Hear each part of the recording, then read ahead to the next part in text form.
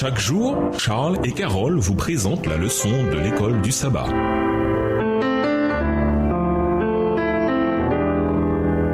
Bienvenue dans notre émission. Dieu nous parle. Nous raison de jeudi. Tes témoignages sont sûrs. Lisons Somme 18, verset 8, Somme 93, verset 5, Somme 119, verset 165, Somme 1, verset 2 et 6, Somme 18, verset 31 et Somme 25, verset 10. Quel est le fil conducteur de tous ces passages? Somme 19, le verset 8. La loi de l'Éternel est parfaite, elle restaure l'âme. Le témoignage de l'Éternel est véritable, il rend sage l'ignorant. Somme 93, verset 5. Tes témoignages sont entièrement véritables, la sainteté convient à ta maison, ô Éternel, pour toute la durée des temps. Psaume 119, le verset 165. Il y a beaucoup de paix pour ceux qui aiment ta loi et il ne leur arrive aucun malheur. Somme 1, verset 2 et 6. Mais qui trouve son plaisir dans la loi de l'Éternel et qui la médite jour et nuit, verset 6. Car l'Éternel connaît la voie des justes et la voie des pécheurs mène à la ruine. Psaume 18, le verset 31. Les voies de Dieu sont parfaites, la parole de l'Éternel est éprouvée. Il est un bouclier pour tous ceux qui se confient en lui. Somme 25, verset 10. Tous les sentiers de l'Éternel sont miséricorde et fidélité pour ceux qui gardent son alliance et ses commandements. La suprématie du Seigneur dans le monde, lui qui est créateur, roi et juge, a des implications théologiques concernant la fiabilité de ces témoignages. Les témoignages en hébreu, édut, décret, loi, renvoient au corps de lois et d'ordonnances à partir desquels le Seigneur gouverne la vie sociale et religieuse de son peuple. Exode 32, le verset 15.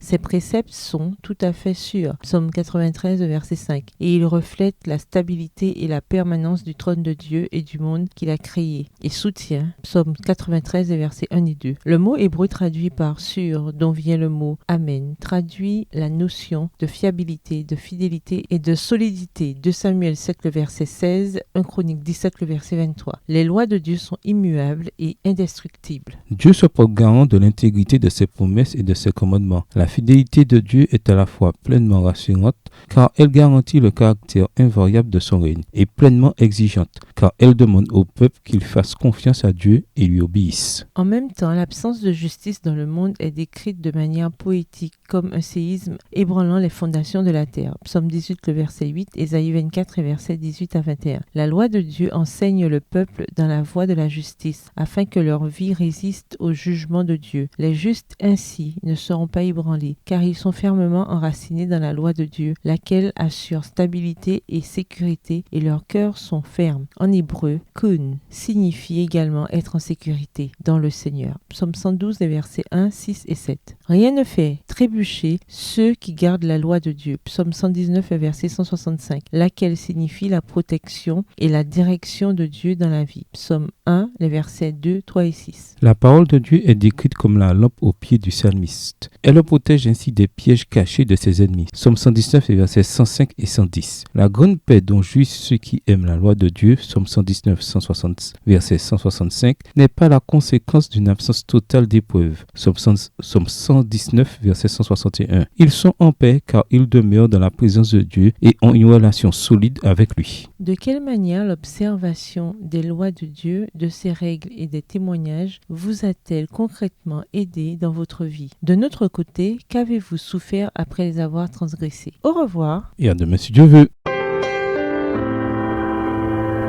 Dieu nous parle. Chaque jour, Charles et Carole vous présentent la leçon de l'école du sabbat.